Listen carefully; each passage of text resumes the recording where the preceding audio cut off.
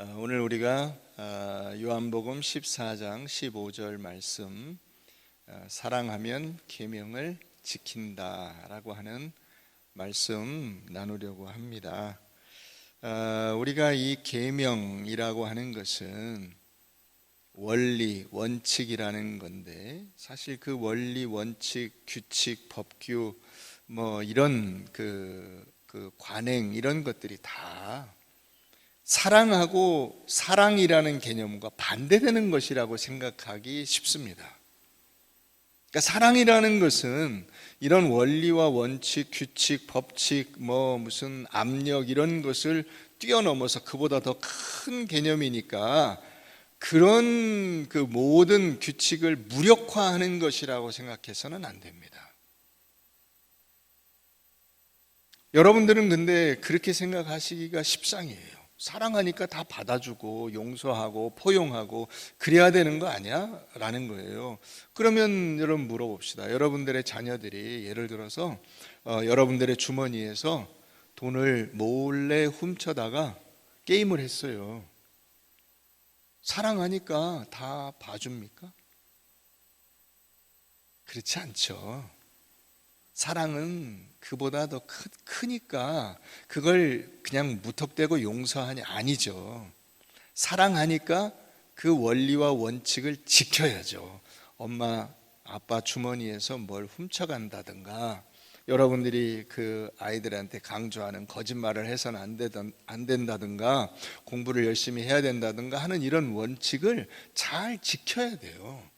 부부간에 왜 갈등이 생기죠? 사랑해서 결혼했잖아요.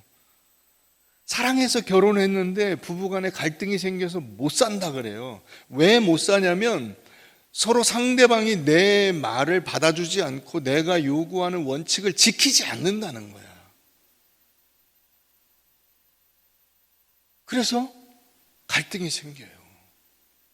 그러니까 이 사랑이라고 하는 것은 굉장히 큰 개념인데, 인생이 사랑 때문에 살고 사랑 때문에 죽는 거잖아요, 사실. 그런 건데 그 사랑을 좀 쪼개어서 이게 들어가 보면, 좀 더 그것을 압축해 보면 그게 뭐냐? 그 사랑하는 사람의 원리와 요청에 내가 반응하고 그것을 지켜주고 거기에 내가 반응해주고 그것을 순응해 주는 거예요.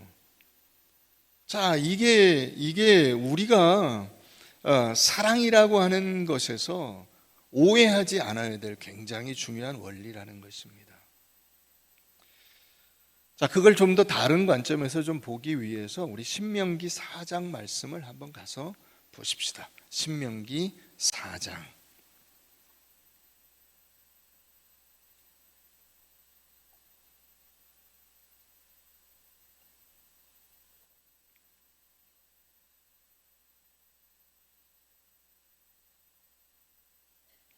신명기 4장.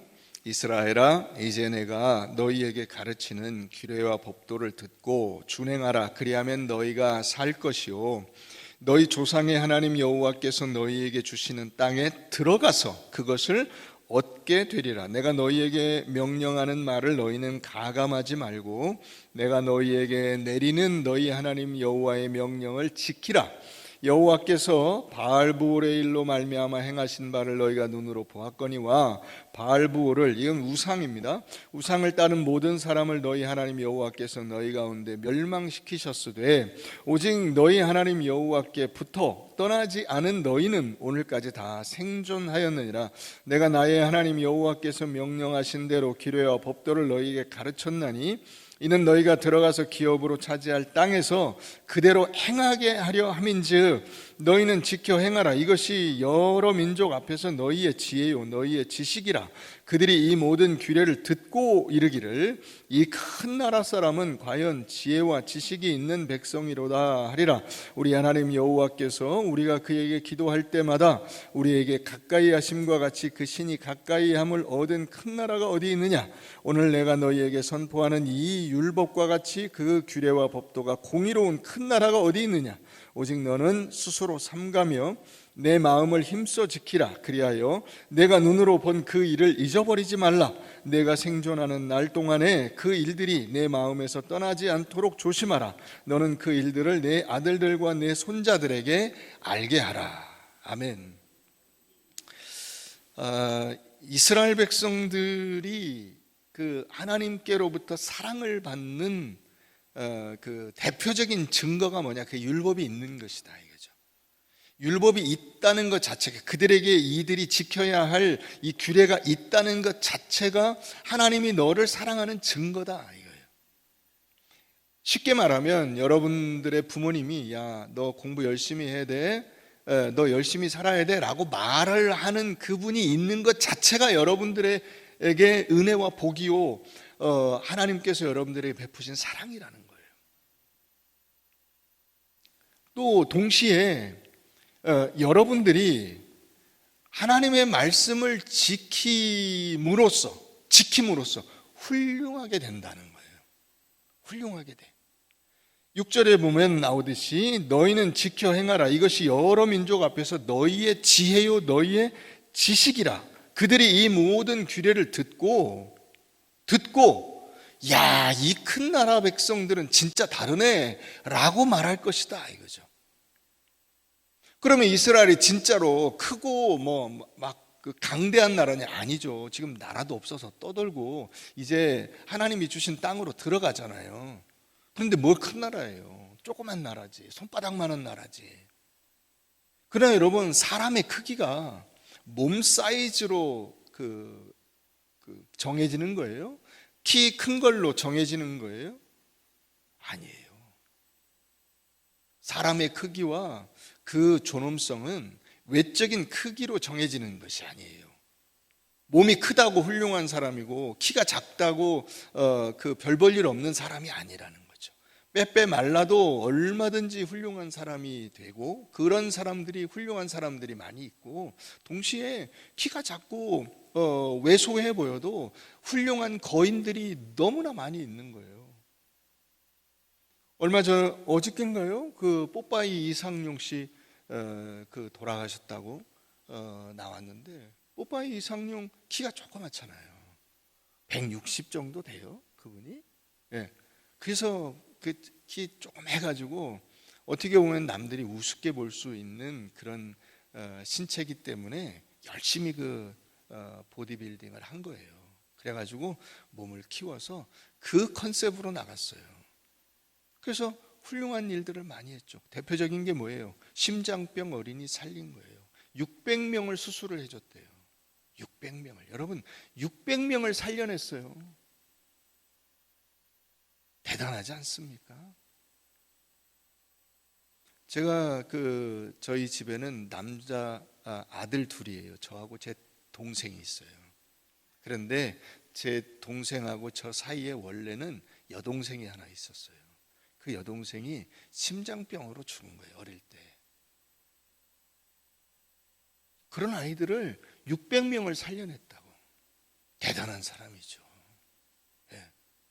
그것 때문에 그 사람들에게 모함을 받고, 마치 이상용이 무슨 막 큰 비리를 저지른 것처럼 누명을 뒤집어 쓰고 하루아침에 몰락하는 하는 것처럼 보였지만, 그가 꿋꿋이 살아남아서 끝까지 자기가 얼마나 멋진 인생을 살고 있는가를 사람들에게 보여주고 돌아가셨어요.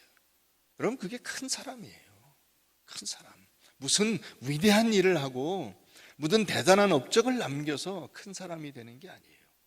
이스라엘도 마찬가지예요. 이스라엘이 큰 나라라고 하나님이 직접 일컬으시는 이유는 뭐냐면, 하나님의 백성이기 때문에 그렇고, 하나님께서 사랑하시는 사람이기 때문에 그렇고, 가장 중요한 것은 그 하나님의 말씀을 붙들고 살아가기 때문에 큰 나라라고 하나님이 높여주시는 거예요. 그게 여러분, 하나님의 율법이요 계명인 것입니다. 하나님께서 우리에게 베푸시는 가장 큰 은혜가 무엇이냐면, 죄와 사망 가운데 죽을 수밖에 없는 우리들을 불쌍히 여기시고 우리를 건져주시고 하나님의 자녀를 삼아주신 거잖아요. 여러분, 건지는 것까지는 할 수 있다고 쳐요. 그러나 여러분, 그 건진 그 무지랭이 같은 인간들을 그 백성이라고 일컬으시고 그들에게 은혜를 부어 하나님의 자녀라고 하는 이름을 붙여주시는 것처럼 놀라운 사랑은 없는 것입니다. 이건 참으로 놀라운 사랑입니다. 그러니까 우리가 계명을 지키면 상을 받고 안 지키면 벌을 받는다, 그런 차원이 아니에요. 그런 차원이 아니라 하나님의 백성으로서의 필수적인 요건이 뭐냐? 그게 하나님을 알고 그분의 말씀을 지키는 거예요.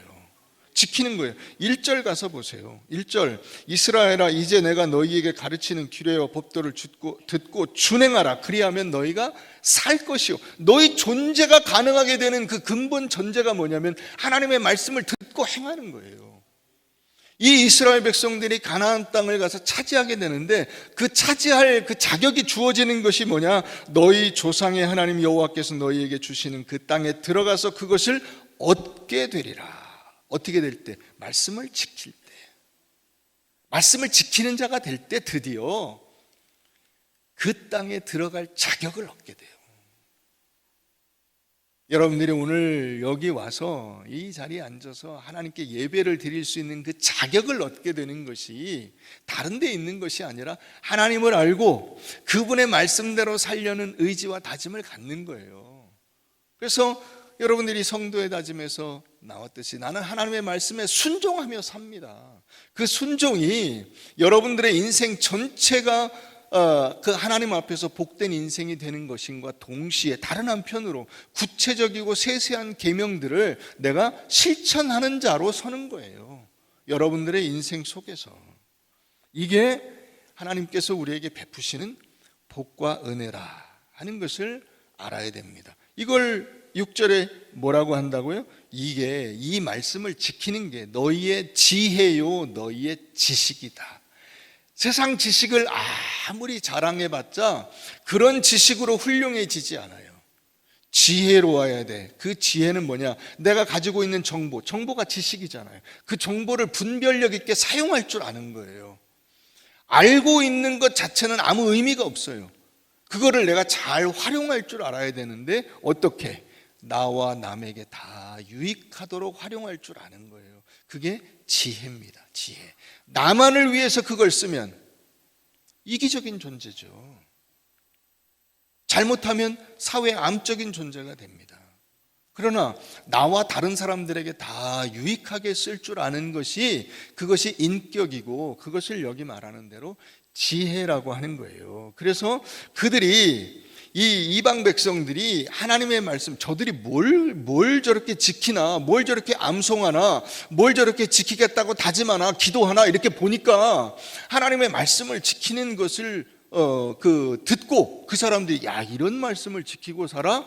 야, 큰 나라 백성들은 과연 다르네 라고 감탄을 하게 된다. 이렇게 말하고 있는 것입니다. 그러면 여러분, 우리가 생각할 때 이것을 우리가 잘 지키게 되는 것이 갑자기 자발적으로 내 안에서 막 의지가 발동해서 이렇게 되는 것이냐? 아니에요. 자, 10절 가서 봅시다. 내가 호렙산에서 내 하나님 여호와 앞에 섰던 날에 여호와께서 내게 이르시기를 나에게 백성을 모으라. 내가 그들에게 내 말을 들려주어 그들이 세상에 사는 날 동안 나를 경외함을 배우게 하며 그 자녀에게 가르치게 하리라 하시매 너희가 가까이 나와서 산 아래에 서니 그 산에 불이 붙어 불길이 충천하고 어둠과 구름과 흑암이 덮였는데 여호와께서 불길 중에서 너희에게 말씀하시되 음성뿐이므로 너희가 그 말소리만 듣고 형상은 보지 못하였느니라.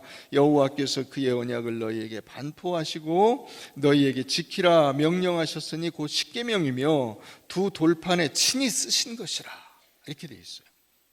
자, 이게 어떤 광경인가를 우리 좀 더 다른 곳에서 묘사한 그 오리지널 버전을 한번 가서 보고 옵시다. 출애굽기 19장을 한번 가보겠습니다. 출애굽기 19장, 이게 어떤 상황인가?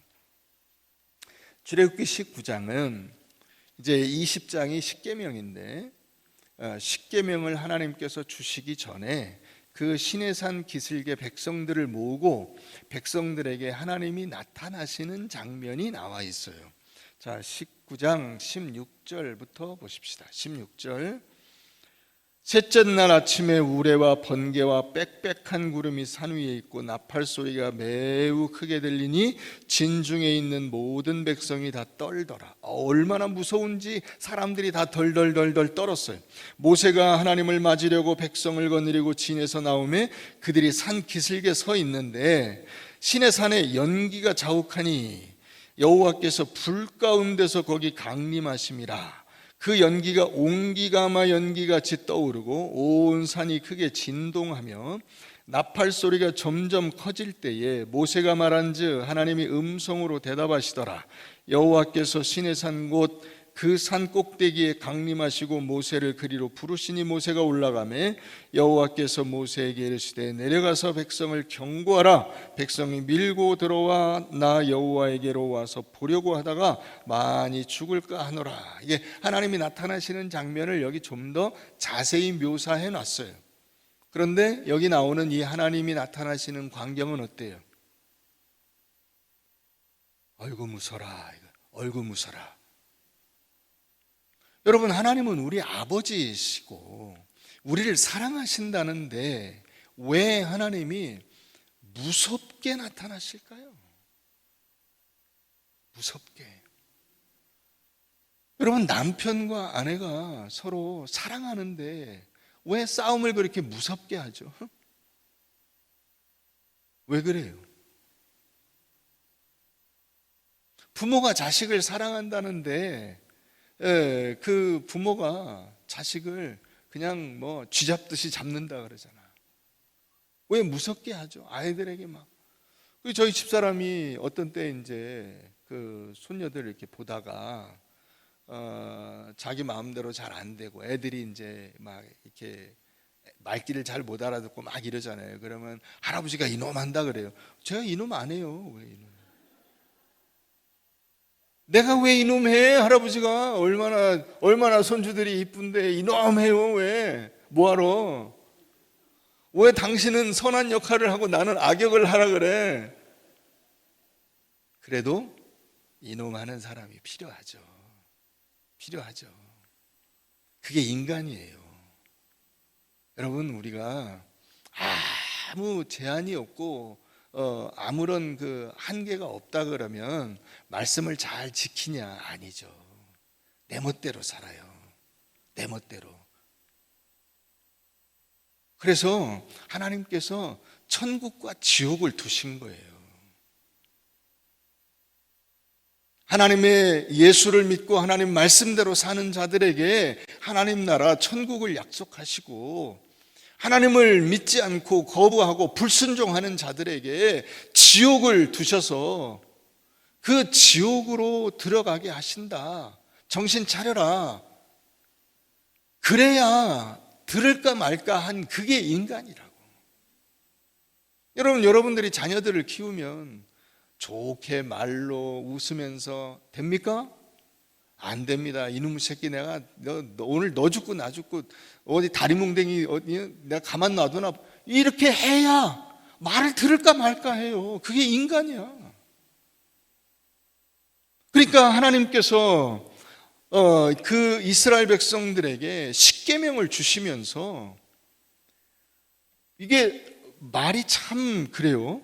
여기 보면 다시 신명기 4장으로 와 보세요. 이제 그게 다 그 얘기니까 신명기 4장 가서 보면은 11절에 너희가 가까이 나와서 산 아래에 서니 그 산에 불이 붙어 불길이 충천하고, 그죠? 하나님이 아까 불 가운데 임하셨다고 돼 있잖아요. 불길이 충천하고 어둠과 구름과 흑암이 덮여. 여러분, 불이 막 충천하면 밝잖아. 불은 빛과 열이잖아요.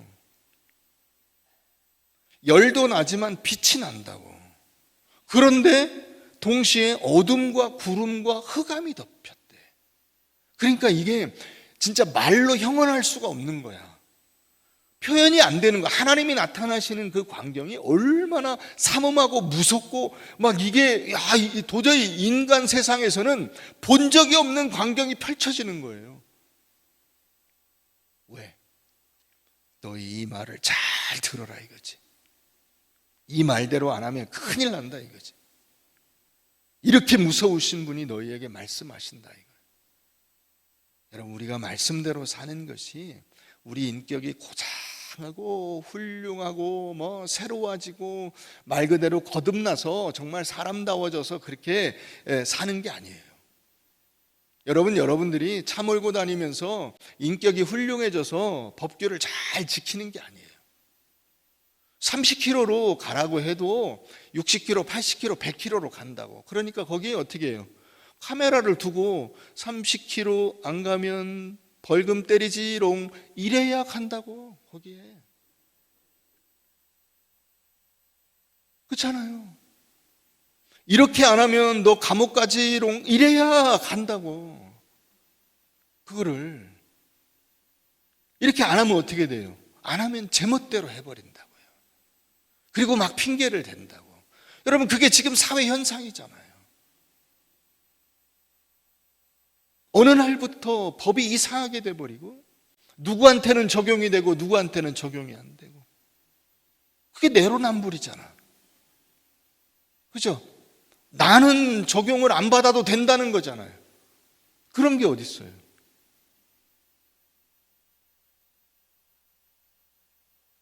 이게 인간 세상이에요. 인간 세상에는 무서운 게 있어야 지키는 거야.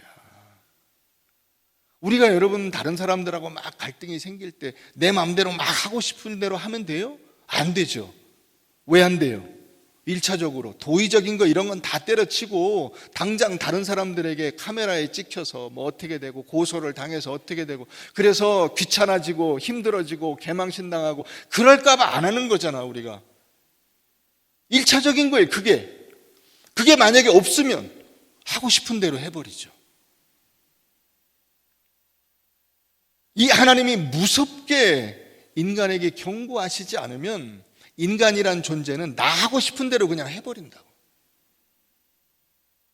그래서 말씀을 지킬 때 두렵게 다가오시는 거예요. 1차적으로. 죄를 지어도 벌 안 받는다. 그러면 누가 죄를 안 지어요? 막 죄를 짓지. 벌을 안 받는데. 그렇잖아요. 지금 이게 제일 무서운 현상이에요. 우리 사회에 지금 이 현상이 일어나고 있는 것은 여러분 무서운 현상입니다. 누군가 죄를 지어도 벌을 안 받는다. 그렇게 되면 어떻게 돼요? 다 무법천지가 돼요. 그 대상이 한 사람만 될까요? 아니죠. 나중에는 그게 넓어지겠죠. 다. 너도 안 지키고 벌 안 받는데 왜 나는 벌을 받아야 돼? 이렇게 되겠죠.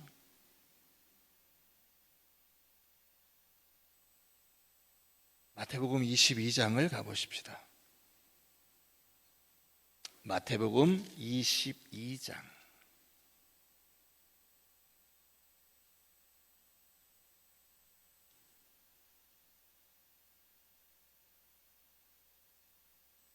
(37절) 예수께서 이르시되 내 마음을 다하고 목숨을 다하고 뜻을 다하여 주 너의 하나님을 사랑하라 하셨으니 이것이 크고 첫째 되는 계명이요 둘째도 그와 같으니 내 이웃을 내 자신같이 사랑하라 하셨으니 이 두 계명이 온 율법과 선지자의 강령이니라. 여기도 계명이라고 나와 있어요. 근데 계명이 뭐예요? 첫 번째 계명이 하나님을 사랑하라. 두 번째 계명이 그와 똑같은 것인데, 첫 번째 계명과 같은 말인데 그것을 뒤집으면 이웃을 내 몸같이 사랑하라. 이게 두 계명. 구약 전체를 요약하면 이 두 계명으로 정리할 수 있다 그랬어요. 그럼 이 두 계명이 뭘 나타내는 거죠? 이게 십계명이에요. 십계명. 근데 예수님은 이 십계명을 사랑이라는 개념으로 우리에게 설명을 하고 있어요. 사랑. 하나님을 사랑하는 거야. 이 유대인들은 그걸 다 계명으로 풀었거든요. 계명. 그런데 예수님은 그걸 사랑이라고 풀었어요. 그럼 이게 다른 거냐? 아니에요. 같은 거예요. 십계명이야. 그러니까 십계명이 10개가 있는데 그중에 앞부분 4개는 뭐냐면 하나님 사랑하라는 거야. 그러면서 하나님을 어떻게 사랑하라는 거예요? 어떻게? 하나님이 한 분이시라는 것을 네가 꼭 기억해야 되고, 우상을 만들면 안 되고, 하나님의 이름을 아무렇게나 부르면 안 되고, 안식일을 꼭 지켜야 돼. 그게 하나님을 사랑하는 방법이야. 이렇게 말씀하시는 것이고, 두 번째는 이웃을 사랑하는 방법은 여러분들에게 가장 가까운 이웃이 누구예요? 부모이고 아내이고 남편이고 자녀이고, 이게 가장 가까운 이웃이에요. 우리의 첫 번째 이웃이야. 그러니까 우리를 낳아주신 부모님, 첫 번째 이웃, 그 이웃을 공경하고 다른 사람을 미워하지 않고, 그 미워하지 않는 방법이 사랑하는 것이고, 그 간음하지 않는 것이고, 무슨 뭐 도둑질하지 않는 것이, 이거예요. 너 이웃을 사랑해야 돼? 그러면 사랑을 우리는 아까 처음에 얘기한 대로 어떻게만 생각해요? 감정적으로만 생각을 해. 그래서 내 마음에 사랑이라는 감정을 품어야 된다고 생각을 하는 거예요. 아니에요. 그 감정이 어떻게 표현돼야 돼요? 이 행동으로 나타나야 돼. 그래서 여러분 어버이날에 여러분들이 부모님에게 할 수 있는 최대의 이 공경의 마음을 표현하는 방법이 뭐예요? 한번 따라해 봅시다. 계좌이체. 용돈을 드리는 거야. 용돈을. 계좌이체를 안 하면서 부모님 감사합니다 그러면 가짜예요. 여러분들이 어린이날에 어린이를 이게 사랑하고 이 아이들에게 이 기분을 기쁘게 해주는 방법이 뭐예요? 선물을 사주고 용돈을 주는 거잖아요. 그게 없이 야 내가 너를 사랑해 그러면 어떻게 사랑하는데? 이러면 뭐라고 하실 거예요? 나를 어떻게 사랑하는데? 그걸 보여줘야 될 거 아니야. 그러니까 사랑이라는 것은 감정의 문제가 아니라 의지의 문제요, 실천의 문제로 가는 거예요. 너희가 나를 사랑하면 내 계명을 지키리라고 하는 이 말씀이 그래서 있는 거예요. 하나님 사랑, 이웃 사랑. 그래서 우리는 자꾸 하나님을 사랑하려는 이 마음의 어떤 감정을 가지고, 이웃을 사랑하려는 애틋한 마음을 가지고, 야 내가 너를 얼마나 사랑하는지 알지, 이러려고 하는데 그렇지 않다는 거예요. 이웃을 사랑하는 방법이 뭐예요? 법규를 지키고 예의를 지키고 좋은 말을 쓰고 환한 표정을 짓고 하는 거예요. 그게 이웃을 사랑하는 방법이야. 아멘 하시는 분들이 한 분밖에 없어. 여러분, 그래서 아내와 남편이 서로 예의를 지키고, 부모와 자식이 자녀가 부모에게 고맙습니다 말을 하고, 자녀에게 내가 널 사랑한다 말을 하고, 그 말로 표현하는 것이 하다못해 조그만 선물이라도 사서 주면서 고맙습니다 하는 것이고, 여러분들이 어릴 때 아이들에게 가르치잖아요. 이거 사서 애들에게 용돈 다 주잖아. 그래서 사서 엄마에게 앞에 이렇게 달아드리면서 어머니 고맙습니다 하라고 시키잖아요. 그렇게 하는 거예요. 그게 사랑하는 법이야. 그게 사랑을 단지 내 마음에 갖고 있다고 해서, 여러분 보통 남편들이 이게 보통 이렇게 하죠. 그죠? 남편들이 회를 좋아하잖아. 인생을 날로 먹으려고 그래. 그래서 뭐라 그래요? 내 마음 알지? 어떻게 알아요? 표현해야 알지. 그죠? 하다못해 반지라도 끼워주고 가방이라도 사다 주고 맛있는 거라도 사줘야 사랑하는 줄을 알지. 어떻게 알아? 내가 네 마음을 어떻게 알아? 네가 내 마음을 모르잖아. 나도 네 마음 몰라. 이렇게 되는 거예요. 그 마음이 표현돼야 되고 행동으로 옮겨져야 돼. 나를 사랑한다면 하다못해 청소기라도 돌려야 되고 설거지라도 해야 되고, 아니 하다못해 정 안 되면 침대라도 정리해야 되고, 그 하는 것이 없이 어떻게 사랑을 표현하냐고. 내가 널 사랑한다는 그 마음을 어떻게 알 수가 있냐고. 예수님이 지금 그 말씀을 하시는 거예요.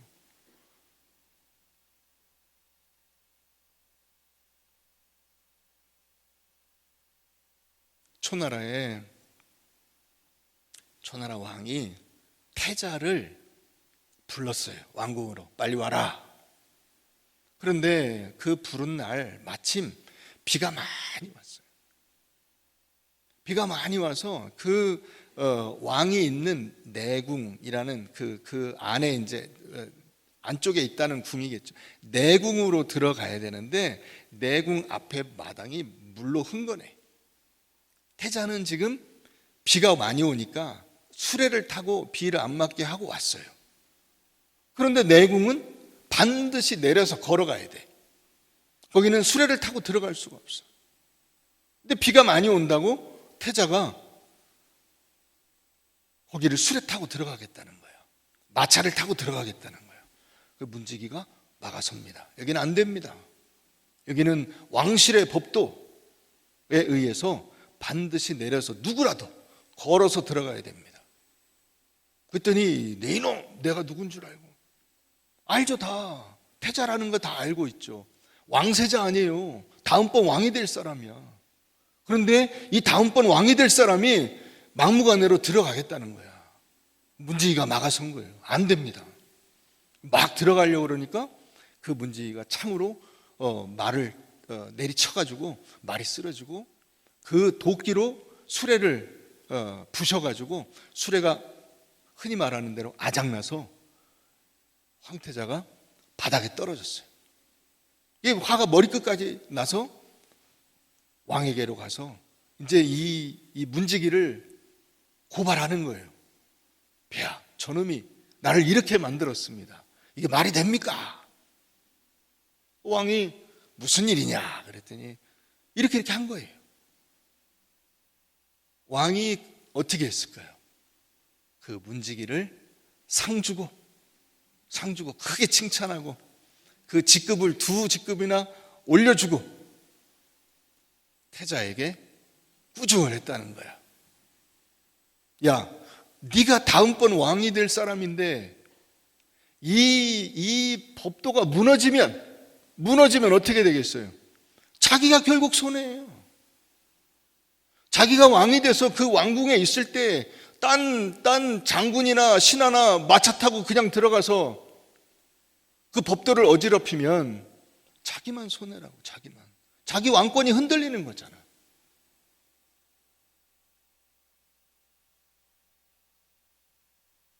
그럼 법이라는 게 그런 거예요. 내가 내 마음대로 법을 막 움직이면 그게 나한테는 지금 이로울지 몰라도 모든 사람을 유익하게 하는 것이 아니고 결국은 나라의 법도와 체제가 흔들리게 되는 것입니다. 그래서 하나님께서 우리에게 하나님 나라의 법을 주시는 거예요. 이 법을 잘 지켜야만 하나님 나라가 든든히 설 뿐만 아니라 우리가 어떻게 돼요? 명예롭게 된다고. 야, 훌륭한 사람이야.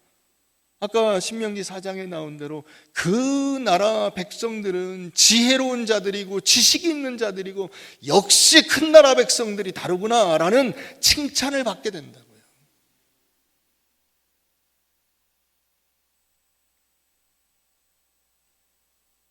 우리 빌립보서 4장을 한번 가보겠습니다. 빌립보서 4장.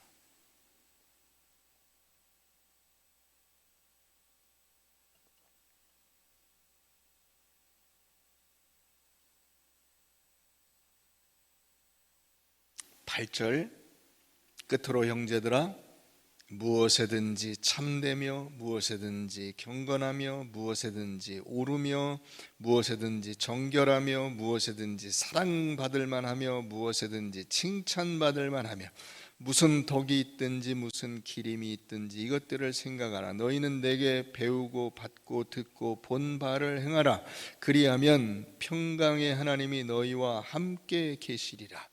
평강의 하나님이 너희와 함께 계시리라는 것은 다른 말로 표현하면 너희를 사랑하시리라예요.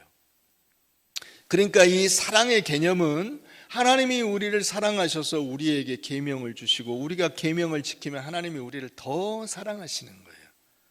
여러분, 여러분들의 자녀가 참 예쁘고 귀엽고 사랑스럽지만은 어떤 때 더 예쁘고 사랑스럽습니까? 말을 잘 듣고 자기 할 일 잘하고 그러고 있으면 더 예쁘고 사랑스럽습니다.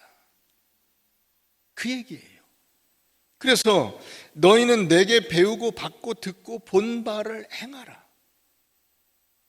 그렇게 계속 행하는 가운데 아까 우리가 살펴본 대로 처음에는 무서워서 하잖아요. 우리가 여러분 공부를 처음부터 자기가 알아서 자발적으로 열심히 합니까? 아니죠. 혼나고 너 이거 안 하면 너 쫓겨나. 내가 너 가만 안 둬. 이놈의 새끼 네가 사나 내가 사나 어디 한번 두고 보자 이래가지고 온갖 협박과 막 매질을 당하고 꾸중을 받고 막 이렇게 하다가 서서히 공부하는 것이 결과가 나오고 이러면서 잘하네, 열심히 하네, 훌륭하네 박수를 치고 주위 사람들이 말해주고 그래서 어느 순간 보니까 공부를 잘해. 애가 공부를 잘해. 아유, 애를 잘 키웠어요. 아이고, 이렇게 좋은 이 아들이 딸이 어디 있어요? 이런 얘기를 듣게 되는 거예요. 그게 자기의 명예라고. 그래서 어느 순간 자기도 모르는 사이에 무엇에든지 참되며 무엇에든지 경건하며 무엇에든지 옳으며 무엇에든지 정결하며 무엇에든지 사랑받을 만하며 무엇에든지 칭찬받을 만한 상태로 바뀌어지는 거예요. 그렇게 성숙하게 되는 거예요. 이게 한 번에 되는 게 아니라, 여러분, 사람이 어떻게 한 번에 큽니까? 밥 한 끼 먹고 키가 쑥 크는 사람이 어디 있어요? 매일같이 그 나물에 그 밥 먹고 아침에 일어나서 세수하고 이빨 닦고 양치질하고 뭐 같은 말이지만 어쨌든 학교 가고 공부하고 엄마 말 듣고 뭐 의도 맞고 꾸중 듣고 뭐 이리저리 이런 그런 과정들이 수백 수천 날이 쌓여서 그래서 어느 날 보니까 애가 잘 컸네요, 훌륭하네요, 성실하네요, 대단하네요 이렇게 되는 거예요. 그게 이 빌립보서 4장 8절 말씀이에요. 우리가 하나님의 사랑과 은혜 가운데서 신실하게 살아가는 가운데 어느 순간 우리도 모르는 사이에 우리가 자라서 하나님께서 기뻐하시는 그 자리에 서게 되고, 그래서 여러분 예수를 닮은 모습으로